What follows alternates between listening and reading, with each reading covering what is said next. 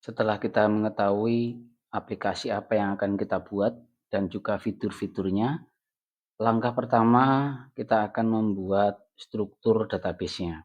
Kita akan membuat 3 tabel utama dulu. Yang pertama adalah tabel karyawan atau data karyawan. Oke, terus kemudian ada juga kehadiran,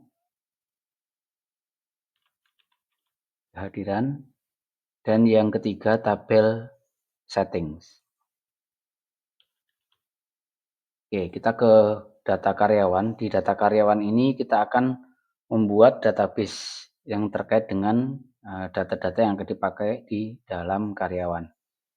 Oke, untuk penentuan atau untuk membuat struktur data yang paling penting adalah untuk di baris pertama ini akan diberlakukan sebagai header kolom yang tidak dibaca sebagai data. Jadi di baris pertama ini harus nama-nama header kolom yang dipakai sebagai penanda barisnya.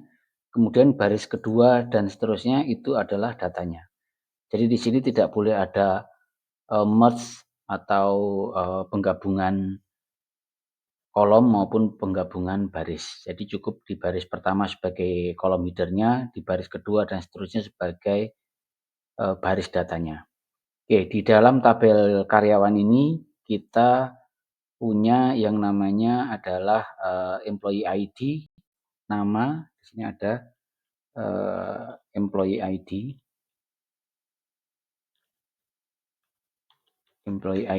kemudian ada nama, kemudian kita berikan dia ada email, terus kemudian ada posisi, kemudian ada fotonya, terus di sini ada status. Status ini nanti isinya adalah aktif dan tidak aktif. Oke, kemudian di dalam tabel kehadiran, ini tentunya ada kehadiran ID.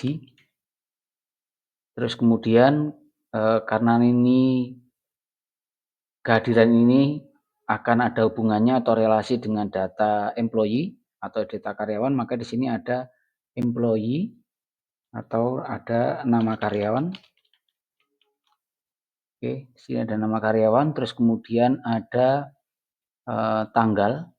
Jadi tanggalnya adalah tanggal absen ya. Nanti ada tanggal absen. Oke, setelah kemudian ada tanggal absen, ada clock in. Itu adalah clock in dari jamnya, jadi clock in time misalnya. Oke, di sini juga ada clock in out-nya,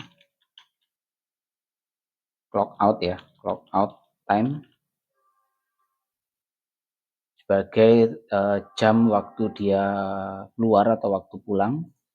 Terus kemudian ada fotonya ya, jadi ada juga clock in foto.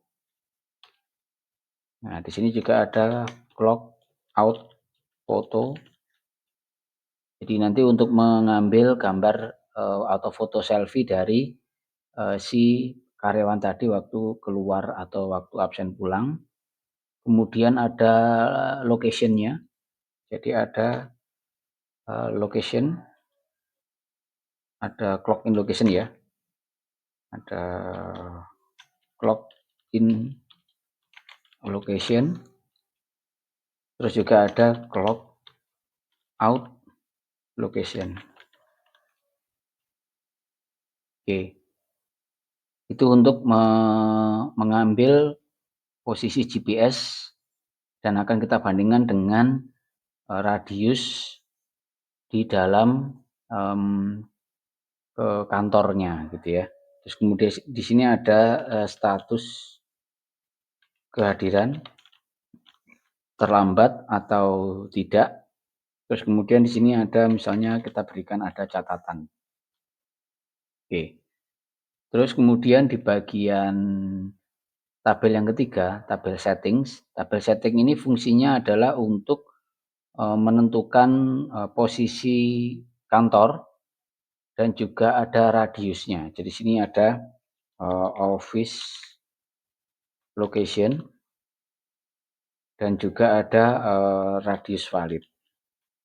Radius valid ini contohnya adalah, jadi kalau misalnya ada karyawan yang melakukan absensi di luar radius, misalnya kita tentukan radiusnya adalah 100 meter, maka kalau ada karyawan yang melakukan absensi yang radiusnya di atas 100 meter dari kantor, maka absensi tersebut tidak valid, gitu. Oke, jadi untuk perancangan database, jadi kita perlu 3 database ini sebagai database utama. Nah, untuk yang tabel-tabel selanjutnya nanti kita akan menyusul atau akan kita tambahkan bersamaan dengan waktu kita membuat aplikasinya. Baik, semoga untuk yang video ini bisa dipraktekkan untuk kemudian di hari selanjutnya kita akan membuat dan merancang ke dalam aplikasi AppSheet-nya.